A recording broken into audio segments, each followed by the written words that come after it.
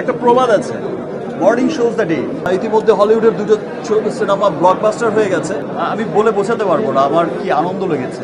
পৃথিবীময় ছড়িয়ে যাচ্ছে বরবাদ, সকলের হৃদয়কে বরবাদ করে দিচ্ছে বরবাদ।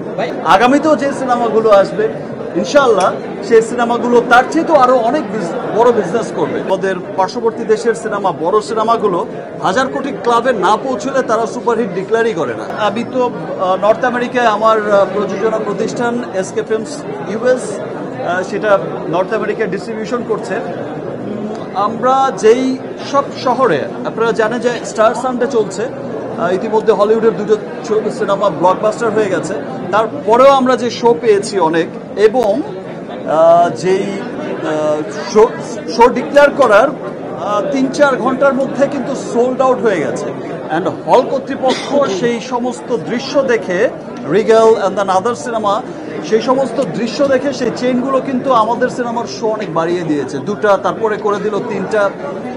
এই যে সাফল্য, উত্তর সাফল্য, সেজন্য আমি আমার দেশের সকল মানুষকে, সর্বস্তরের মানুষকে, আমার দেশের বাইরে থাকা সর্বস্তরের মানুষকে, আমার দেশের বাইরে যে যেই দেশেই আছে, আমেরিকা, কানাডা, ইটালি, আজকে আমরা ইটালির দৃশ্য আমি দেখেছি, আমার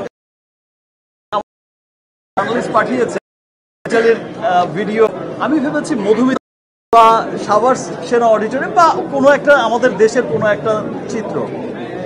সো আমি এটা ভাবতে পারিনি। আমি ভেবেছি আজকের দিনে মধুমিতা বা অন্য কোনো সিনেমা হলে প্যাকড আপ হচ্ছে, বা উইকডেতে এটা তো হচ্ছে।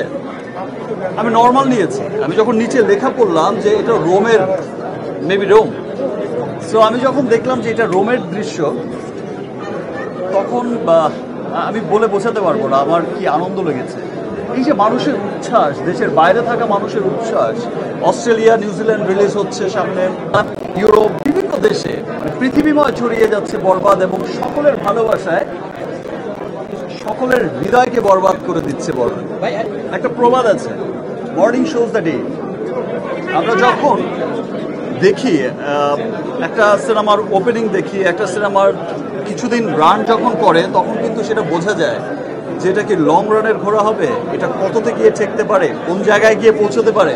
আর আরেকটা কথা বলে যাই, আপনারা অনেকেই হয়তো ভাবছেন যে বরবাদ হচ্ছে লাস্ট ফিল্ম, যে এটা হচ্ছে মানে শুরু হলো, এটা শেষ না, এটা শুরু হলো। যে আজ থেকে গত বছর আমরা তুফান দেখেছি, তুফান যে পরিমাণে বিজনেস করেছে, এবছর আমরা বরবাদ দেখছি, তার চাইতে আরো ভালো বিজনেস করছে। আগামীতেও যে সিনেমাগুলো আসবে ইনশাআল্লাহ সেই সিনেমাগুলো তার চাইতে আরো অনেক বড় বিজনেস করবে। আমি আপনারা একটা বিষয় লক্ষ্য করলে আমাদের পার্শ্ববর্তী দেশেই দেখবেন যে তাদের বড় ইন্ডাস্ট্রিতে এক সপ্তাহে 100 কোটি টাকা সেল হয়েছিল। সেটা ছিল তাদের কাছে বিরাট বড় ব্যাপার তৎকালীন সময়, এবং তারা খুব এক্সাইটেড ছিল এই 100 কোটি টাকার সেল নিয়ে।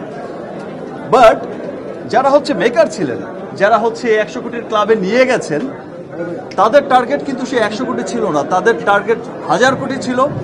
এখন দেখা যায় যে আমাদের পার্শ্ববর্তী দেশের সিনেমা, বড় সিনেমাগুলো হাজার কোটি ক্লাবে না পৌঁছলে তারা সুপারহিট ডিক্লেয়ারই করে না।